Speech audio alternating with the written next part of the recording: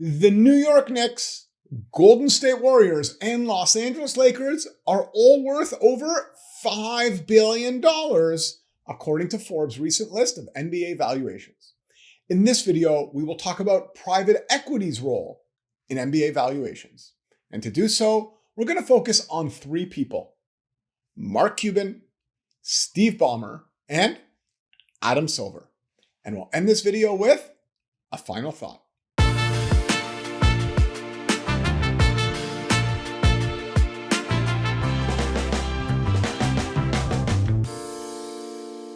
Now, before we get started, I want to clarify that private equity is definitely not the only reason for the higher valuations in the National Basketball Association, the NBA.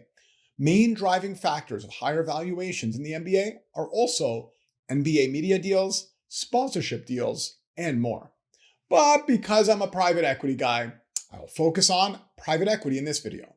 So let's get started by talking about Mark Cuban. Mark Cuban is someone who I highly respect. He sold Broadcast.com in 1999 to Yahoo for $5.7 billion in Yahoo stock. And then he smartly hedged his new Yahoo stock by selling covered calls and buying puts over the next 3 years to maintain and actually grow his wealth during the tech crash. After selling Broadcast.com in the year 2000, Cuban bought the Dallas Mavericks for about $285 million. This private equity investment into the Dallas Mavericks was driven by Cuban's love for basketball. So the success of the Yahoo stock made Mark Cuban a billionaire and gave him the capital to make a private equity investment in an NBA team. Well, let's move on to another billionaire that made his money through the success of a tech company and was also able to buy an NBA team. And that person is none other than Steve Ballmer. Steve Ballmer is famous for his energetic presentations when he was the CEO of Microsoft. Now, similar to Cuban, Ballmer was passionate about basketball and was looking to make a direct private investment into a basketball team as well. After trying to buy the Sacramento Kings and move them to Seattle, in 2014, Ballmer ended up buying the Los Angeles Clippers for about $2 billion. At that time, Ballmer was widely criticized for overpaying for the Clippers, but was quoted as saying, "Lots of people run lots of numbers. I feel like I paid a price I'm excited about." As we have spoken about in previous videos about family office investors investing in private equity, while diversification is a big factor to investing in direct private equity, the investor's passion for an industry can be a motivating factor as well. As you can see, both Cuban's and Ballmer's passion for basketball have driven them to buy NBA teams where valuation was not a primary factor. Now, private equity firms, on the other hand, are driven to invest in NBA teams for many reasons other than passion. There is a record amount of dry powder in the private equity industry. NBA teams provide diversification benefits in an investor's portfolio, and with a focus on valuation and value creation opportunities, private equity firms may be able to uncover undervalued franchises. The challenge is, in the NBA, there have been quite a few restrictions on allowing private equity firms to invest in NBA teams. Which moves us to the man in charge of those restrictions, NBA Commissioner Adam Silver. Adam Silver, who joined the NBA in 1992 and held various positions in the league over the years, became commissioner of the NBA in 2014. One could argue that he has the trust of many NBA owners. Adam was put in a very tough position in 2020 when he had to make a decision on how to react to the COVID-19 pandemic. I will never forget watching Mark Cuban's reaction in March 2020 to the NBA suspending its season because of COVID-19. Cuban was at the Denver Nuggets Dallas Mavericks game, and he was interviewed right after his reaction was caught on camera. Cuban said what most people in the world were thinking about COVID-19.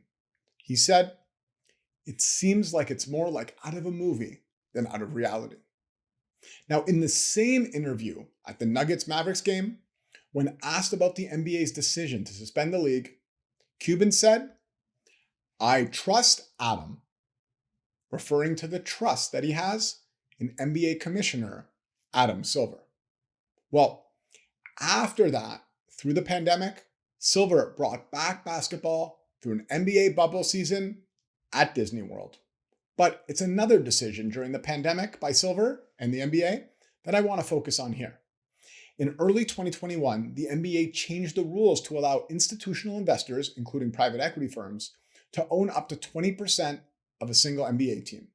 Now, while there are many small details to this, the most important point to mention is that the NBA has opened up investment into professional basketball teams to new investors beyond the traditional passionate investors such as Mark Cuban and Steve Ballmer.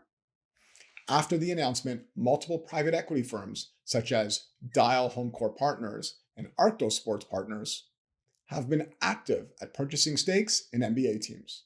In fact, Dyal has invested in the Phoenix Suns this year, and Arctos has invested in both the Golden State Warriors and the Sacramento Kings this year. The Arctos Kings deal is a deal we covered in detail in our video newsletter last month. When these private equity firms started to buy basketball teams, well, because of the surge in demand for NBA teams, the valuations increased dramatically. And there are now 3 NBA teams with a value of over $5 billion. Now, here's a final thought. When private equity firms enter an industry, there is a good chance that valuations will increase significantly. This has occurred in many industries, not just basketball and not just in sports. For example, ask any dentist how private equity buyers have affected the prices of dental practices. Dentists are either very happy if they're looking to sell their practice or not very happy if they're looking to buy a new practice for themselves.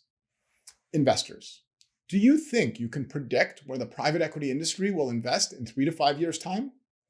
If so, and you can get in now, well, that could be a pretty good private equity investment. In this video, we talked about private equity's role in NBA valuations. To do so, we focused on 3 people: Mark Cuban, Steve Ballmer, and Adam Silver. If you have any thoughts on the value of NBA teams, please leave them in the comments below. Thanks for watching our video. If you enjoyed it, please click the like and subscribe buttons. And in the description below, you'll find links to our unique private equity newsletter that provides exclusive commentary on recent private equity deals, as well as our website and our LinkedIn page, where you can find more information on many private equity topics. Thanks, and we'll see you in our next video.